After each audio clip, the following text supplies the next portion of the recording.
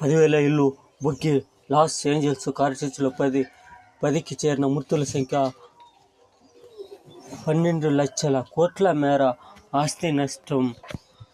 రగిలిన మరో కారుచిచ్చు. తాజాగా విస్తరించిన కారుచిచ్చు తీవ్రతకు లాస్ ఏంజల్స్ శివార్లలో పసిఫిక్ పాలసిడ్లో కాలి బూడిదైన నివాస సముదాయాలు. దక్షిణాదిన వణికిస్తున్న మంచు తుఫాను.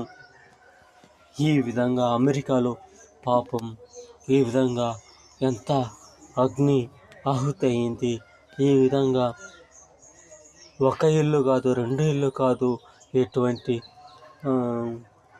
పట్టణాన్ని కాల్చివేసేస్తే, సిటీని కాల్చేస్తే ఎంత అయ్యో.